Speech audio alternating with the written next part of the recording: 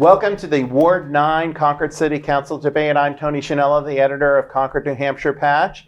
This forum here is sponsored by Patch as well as Concord TV. We're in their great studios here today, and the New England Take podcast. For the next 30 minutes or so, we'll be speaking with two of the candidates who are competing for an open 2-year seat in Ward 9. Ward 9 is this funky kind of clustered area over on the Heights along Loudon Road, for those of you who don't know. For those of you who do, the candidates will each be allowed a 1-minute opening and closing statement, and then I'll ask some questions in between. Let's meet the two candidates running in 2023. They are, in alphabetical order, Andrew Georgievitz and Chris Schultz. Andrew, lady first, okay with you? Absolutely. Chris, 1 minute. Oh, cool. Hi, I'm Chris Schultz. I'm running for City Council for Ward 9, and I love this city. And I'm running for Councilor as a way to give back to this community that I love so much. I look forward for the opportunity to help my neighbors in Ward 9 to create affordable and safe neighborhoods. And Concord Heights is a great place to live because of the people who are generous, thoughtful, and of the love your neighbor spirit. I think I embody that too, or I strive to, and that is why I wish to represent you to the best of my ability. I'm a former political consultant. That's what first brought me to New Hampshire. And then I married into New Hampshire, my husband, Gene Taylor, and I live at Alton Woods with our dog, Lou Brandeis, and hope someday to possibly be parents, hopefully. And happy to be of service and answer any questions that folks have as we continue the campaign. Thank you. Andrew? Hello, my name is Andrew Georgievitz. I'm a lifelong resident of Concord. I went to school here at Concord High School, where we are currently, and then transferred to Arizona State afterwards. Came back from Arizona to start a family. My wife, Kelsey, of 6 years, and my son, Elliot, who is 3, and I live at Northeast Village Road in Concord. As a Concord resident for my entire life, I have seen the city from many different angles. Right now, I feel that the city is in need of some larger changes, and these are perspectives and skills that I can bring to the table to make Concord a great city. Excellent. So, after November and at the end of this term, the City Council will have not only a new mayor, but also at least 4 city councilors. So, a third of the body will have overturned. And you'll be one of the new faces, either one of you, whoever wins. There's bound to be instability, and a lot of people in the city are really concerned about this. How will you work to ensure stable council proceedings and governance if you are elected? And we'll go with Andrew first. Well, you're never 100% right. You always have to work to get things done. So saying it's my way or the highway is not going to get anything done. Communicating and being open-minded to change and general principles will help get things accomplished. Great. Chris? Well, first of all, I just wanted to say that it's very large shoes to fill in Councilwoman Candace Bouchard. And I think we agree she's been an amazing councilwoman. And I do think Byron Champlin will be our next mayor, and he has been an amazing council person as well. And with their mentorship, and as I get to know the other folks on the council, I think it will essentially be something that I don't see as a difficulty as much as a learning process. Excellent. So another major issue facing the city is, of course, the housing situation, which is at a near crisis and frankly has been for a while. The vacancy rate in the county is near zero. However, there have been, and this has been confirmed by the city last week, there's another 3,000 units that are scheduled or planned to be built in the next probably 5 to 7 years. But that's only really going to catch us up to where we should have been about 10 or 15 years ago, or maybe even 2 decades ago when a lot of new people moved to our city. So if you're elected in the next 2 years, what can you do to tackle the housing problem? And we'll start with Chris on this one. Great. Well, we have to put all of the ideas on the table because we do need both affordable and accessible housing that meets multiple needs. I think clearly just going with the marketplace as it's gone, kind of don't blame builders for trying to make the most money that they can, but we need to look for ways to assist with zoning, with looking at accessible dwelling units. And another idea that isn't talked about enough is co-housing, something that Arnie Arneson has been talking about quite a bit as she has been hosting folks in her own home. So, and we are renters ourselves. Many of our friends have recently bought houses in other places than Concord as they've moved out of Concord. So we've got to look at how can we infill the situation quickly, as well as create the kind of housing that will work long-term, both rental and ownership. Arnie Arneson, who those people who don't know, owns Marty Gross's old house, which is this huge house, and she's been renovating it and everything. So yeah, I'm familiar with. I've been to her house a number of times, and you're right in that there are these code issues when you want to have an Airbnb or you want to have an ADU unit or anything else. Andrew, same question to you about housing. So density is one aspect. There are a lot of 4 apartment, a single family home that can look like a single family home, but have 4 dwellings within it that will meet zoning, that can meet density issues that are needed. As for developing, we have 3 developments actively going on in Concord right now. We've got I call those Steenbeck and Sons area, the rail yard housing project going on. Then we've got Gary Chicoine construction building up by the Bektash Temple, and then Milestone just broke ground across from Sam's Club. So we've got 3 developments coming into Concord. The larger scheme of the development with housing is getting the developers to the table. What are the difficult things of getting things built in this city? What are the struggles? Is it zoning? Is it planning? And with my job in construction now, I get to meet with these people, and the thing is, everybody wants their hand in the pot. And look at, oh, you can only have this color for a building. You can only have it this high. Well, you need to get this variance and that variance. And it's become so expensive, it is unattractive for builders to build in Concord. One property that I can explain is that in Portsmouth, a $7 or $50 million building is going up right now. That'd be a great add to the tax base, but it couldn't be approved here in Concord. Sure. And there are some of the other issues with the housing too and you guys, let me follow up for just 15 seconds with each of you.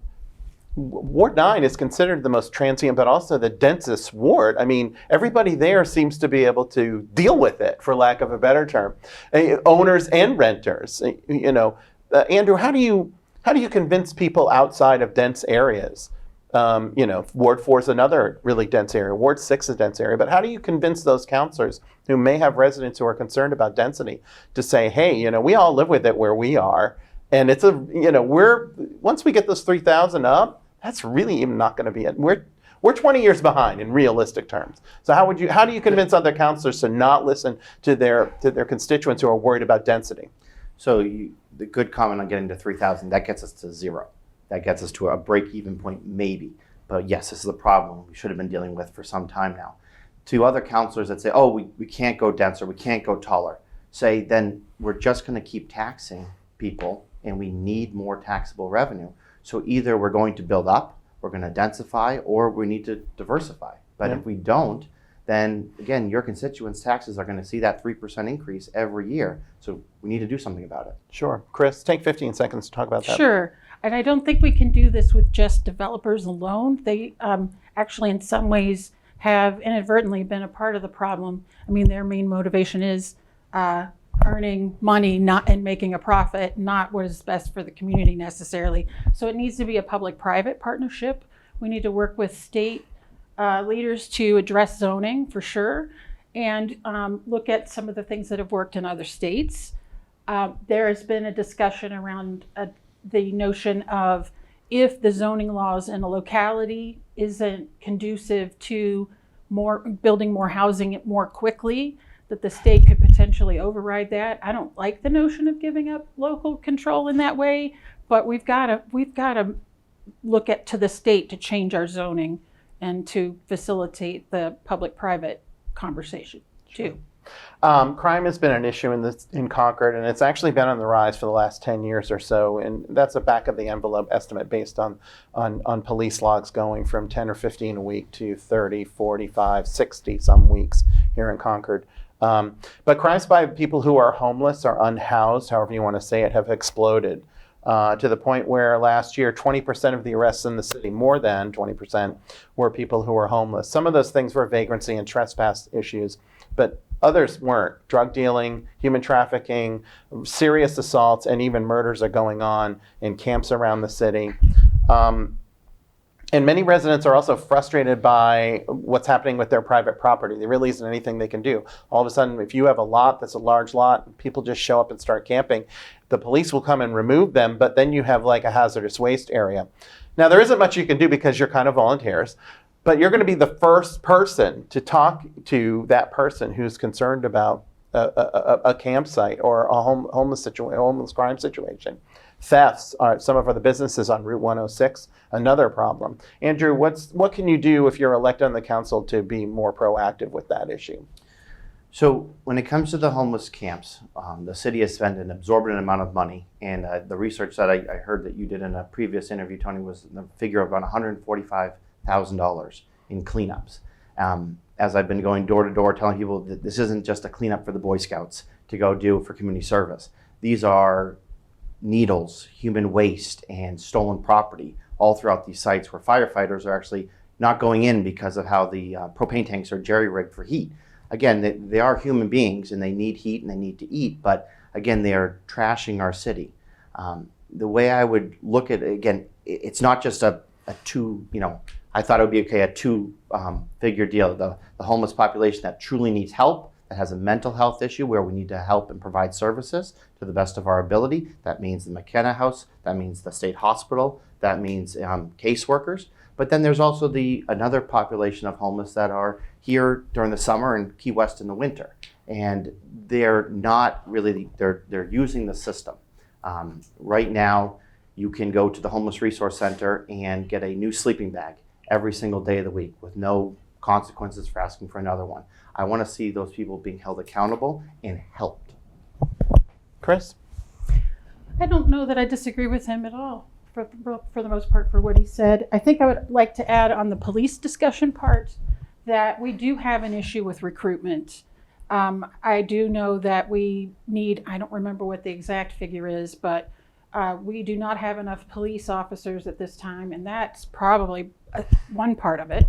And I think we need to help with recruitment. I will also say, as someone who lives at Alton Woods, near where one of our neighbors, the couple, was murdered, the thing that was missing the most in the short term, well, actually, and it still is an issue, is there is no effective PR and no effective outreach to help us as citizens know what do we need to do to stay safe.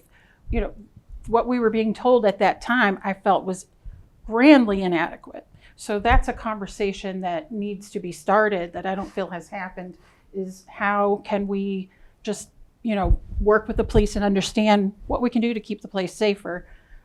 To homelessness in general, I was a part of the beginning of the plan to end homelessness. At its root is the idea that going through police services or the hospital, all those sorts of things, the way we had been dealing with people who are homeless, that's a very expensive way to address the problem. And so housing first was what it was. I will say I'm not as up to date of the current issue, but we have to look at that as well as the state responsibility, given that we are where the women's prison, the men's prison, and the state hospital exist. And when people leave those facilities, what happens? Do they have adequate services to return to our communities, or are they getting caught up in a difficulty that perpetuates a problem that shouldn't exist? I'm going to disagree slightly with Andrew because I don't think they're going to Key West. But they are going south. I wouldn't. They are going. Last time I was in Key West, there was not a single homeless person anywhere, and I was all over that place for 2 days. But I know. I'm teasing you. I know what your point is. Chris, if I can make a suggestion as an aside, because you're also a state rep. One of the problems with the PR about the Reed's murders was the state clamping down immediately and closing off any discussion of anything dealing with a murder case. Right. And I don't know if you can do anything to adjust RSAs, but I agree with you on that point. if I had lived in Alton Woods, I would have been wigged with the lack of information. And in fact, it was people in Andrew's neighborhood and other people along the way who were tipping me off to stuff so that I could tell people that was not the official word, because they were really holding on to their information. Great points.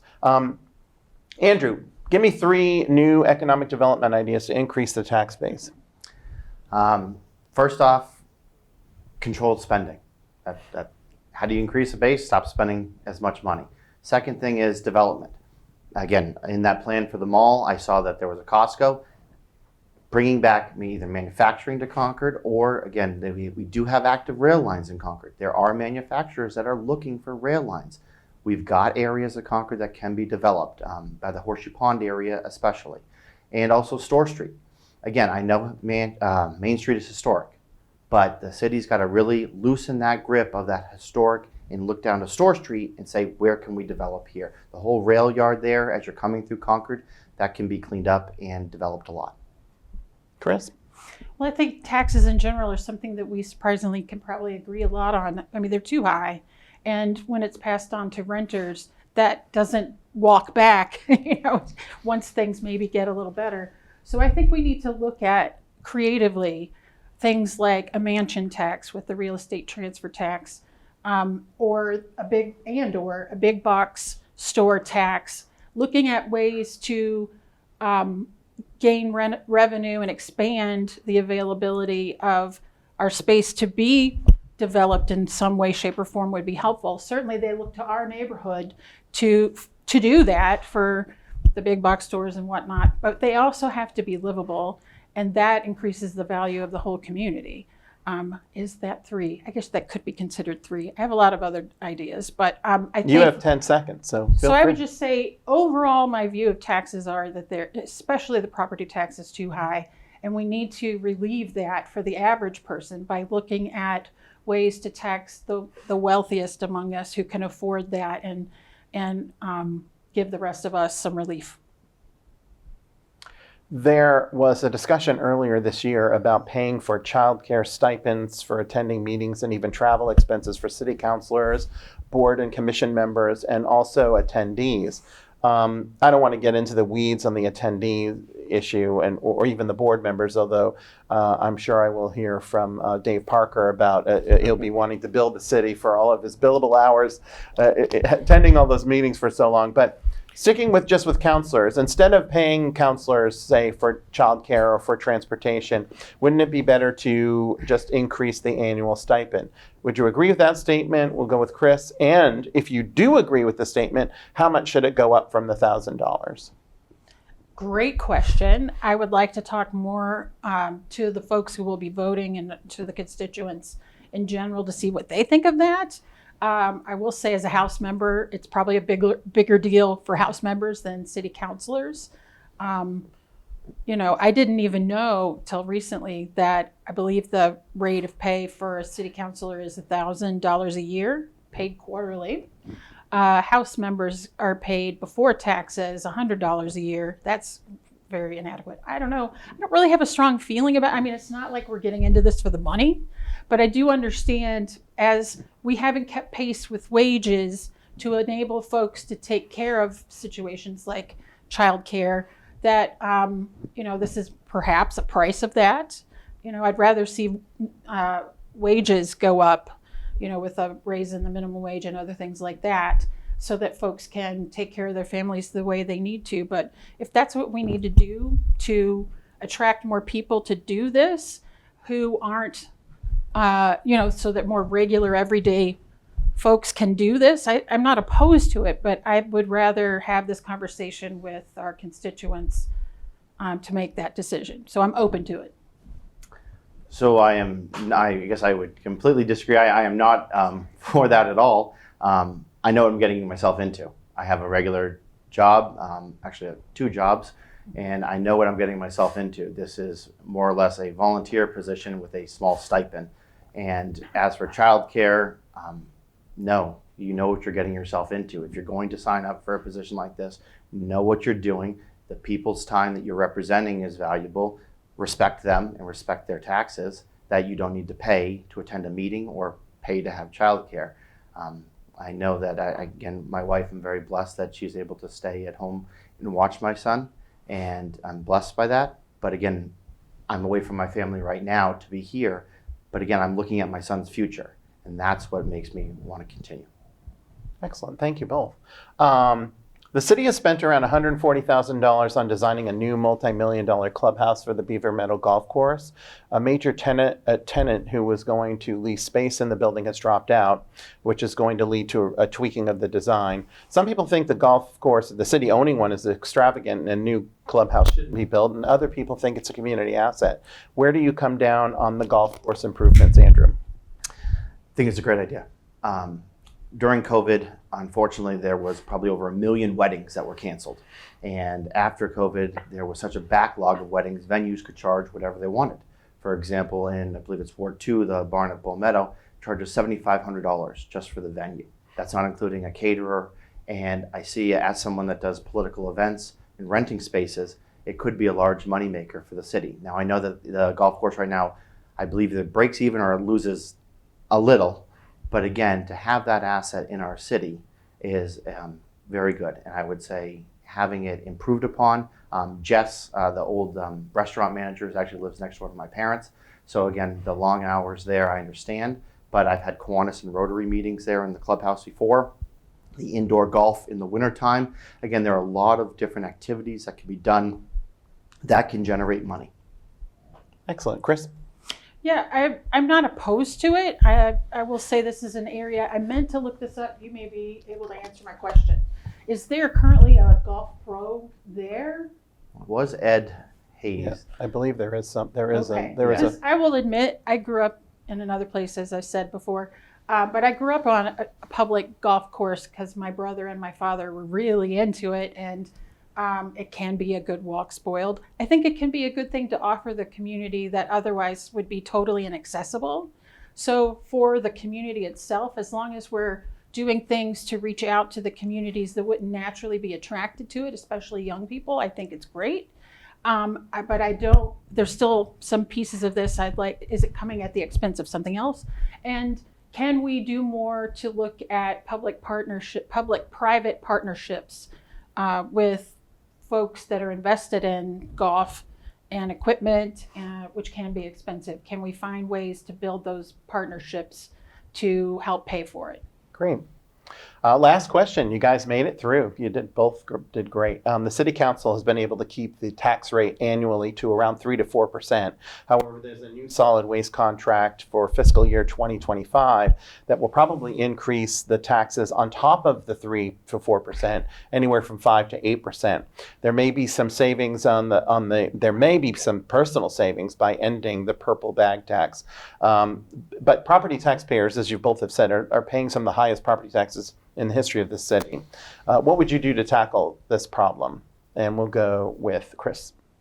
Well, it's a statewide problem where we put our garbage. And I know that things have changed quite a bit since the decision to enact the purple bags. We had a lot more success with what happened with recycled materials in general. And some of that is unfortunately up in the air. I have had conversations with folks about this topic. I think, by and large, most people that I've talked to are just so used to doing it, for the most part. I will say, since there's so many rentals and senior housing in our ward, which, by the way, is shaped like a submarine now. I meant to say that earlier.